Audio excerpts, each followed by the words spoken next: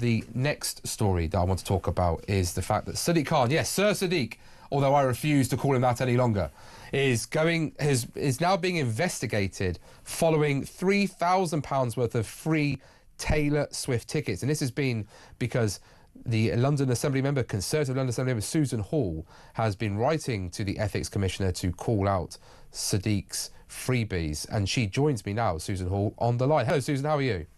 Hello, I'm fine. How are you? I'm good, thank you. It's lovely to see you again, as always, and delighted that you're holding this terrible mayor to account. Susan, do you want to tell us what it is that he's being looked into, what the Ethics Commissioner has certainly questioned when it comes to these Taylor Swift tickets that you've unearthed? Well, I put in a complaint that, first of all, he declared the tickets 10 days late. He also originally declared them to be much cheaper than they were.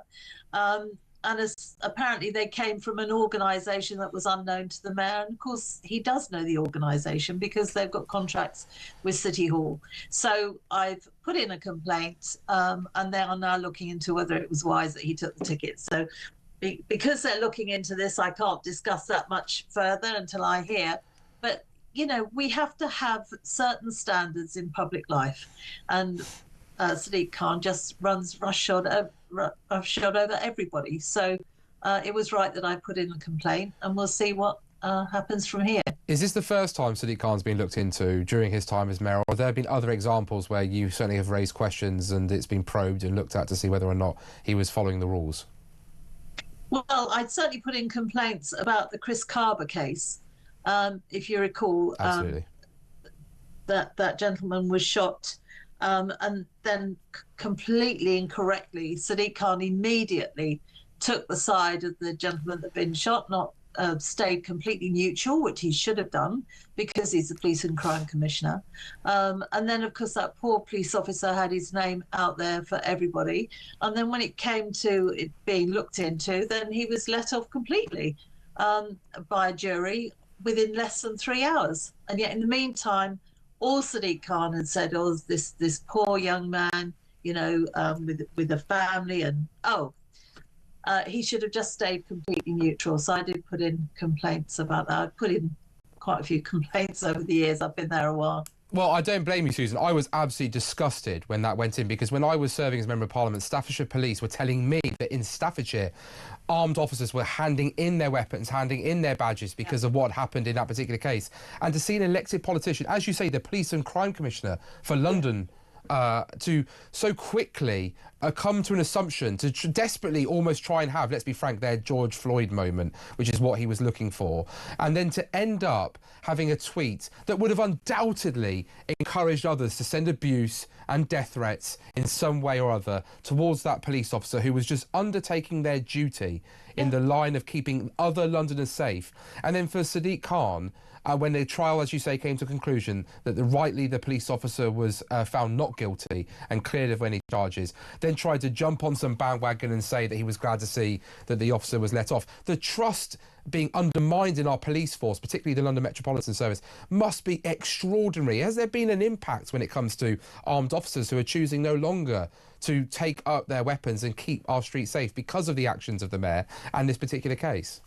Well, it would be hard to prove, but yes, if you talk privately to police officers, they're not happy at all. They expect to be backed up when they are doing their job. If they do something that's wrong, and we know the cases where things have gone wrong, yes, throw the book at them. But in the meantime, support those officers, because by God, we need them, especially the armed officers. I mean, they deal with an awful lot more than people realise. I went out on a night shift with one section of those armed officers, and I can tell you, we were tearing around London where somebody had been shot, and then there was somebody else that had been seen with guns, etc.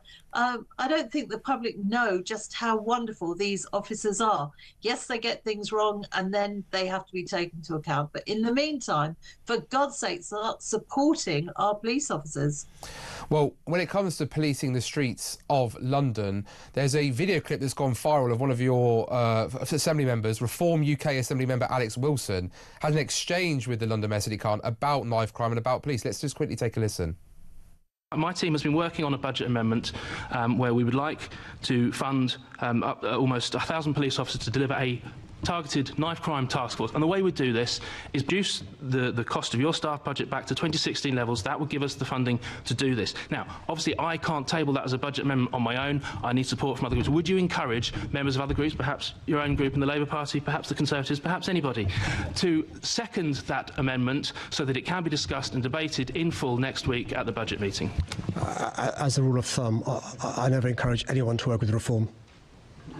So that's a clear no. So this is a really important issue, Mr. Mayor. Yeah, the figures quoted in the police and crime plan show that 70% of Londoners rank tackling knife and gun crime as one of their top priorities for London. You talked about cross-party working. I think that's it's a question of priorities. You've shown what your priority is. I'm showing what my priority is. I really, really hope that other members present, perhaps will have a more constructive conversation with me. Thank you.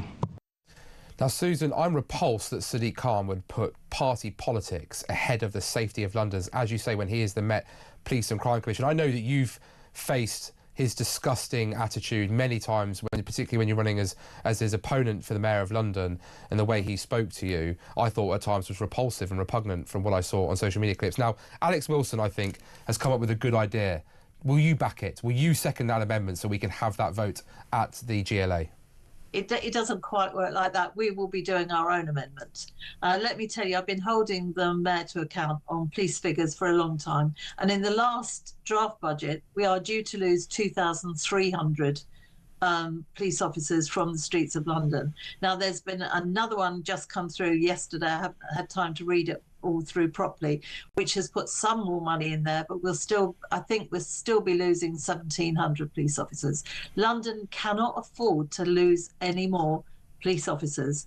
Sadiq Khan doesn't listen. You saw how he treated Alex at the end of that clip. That's how he treats me all the time. I don't know if you've seen the video that went viral yesterday of me actually saying, do we have any of these rape gangs in London? And he just kept putting the answer on. I don't know what you mean, he kept saying. What exactly are you saying? And I am saying, do we actually have any of these gangs in London?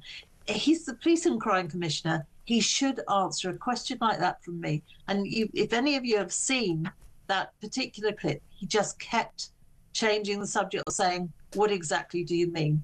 Well, if he doesn't know what I mean, then he shouldn't be the Police and Crime Commissioner.